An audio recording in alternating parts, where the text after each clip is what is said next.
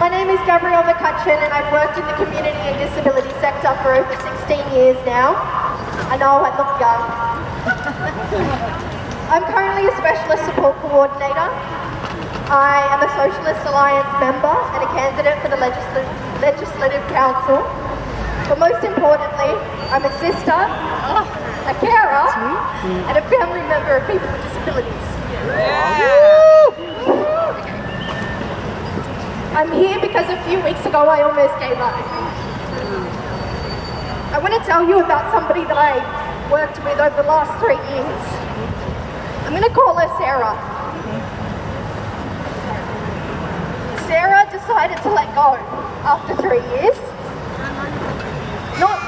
Not because she wanted to, but because she was tired.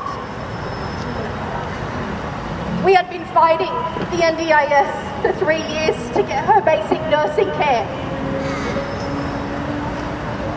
3 years, she sat in the gap in pain, without care, while 2 agencies pointed at each other and nobody accepted responsibility for a human being who needed help.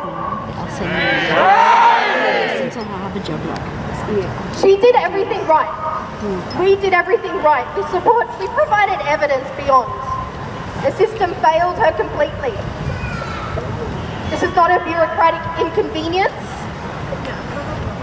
This is what a system looks like when cuts are made and people have to live without support.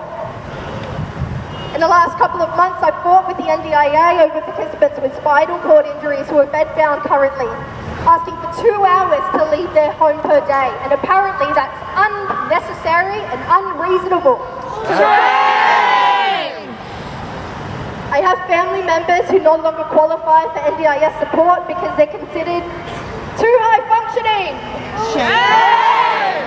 This is not a clinical term, this is a political term. And it means that you can mask well enough that the system decides, hey, we don't need to help you anymore. It's not just the participants, it's the family members, the parents, the guardians, who are told they're too capable, too intelligent. I'm a bit passionate, sorry.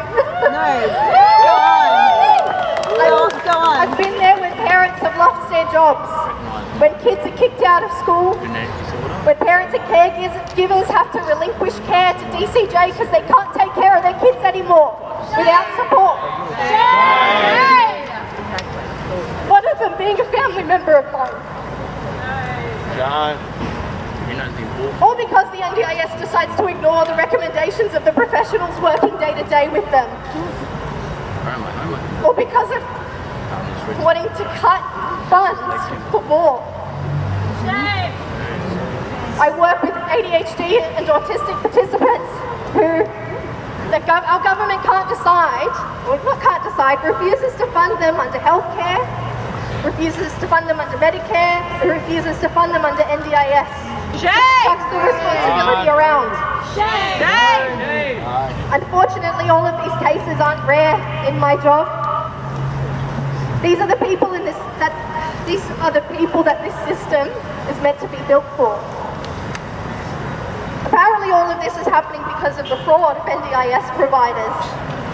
They want to cut support coordinators and plan managers who are fighting fraud every day and breaking these reports.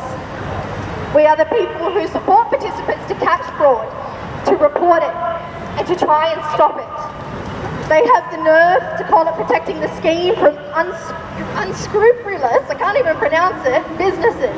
I wrote to Tanya Blibisek and many others after the recent NDIS cuts, and I got two sentences back from Tanya. That the government is committed to protecting the NDIS from unscrupulous businesses. That's why this is happening. I don't know how cutting participants' plans is going to do that, but all right.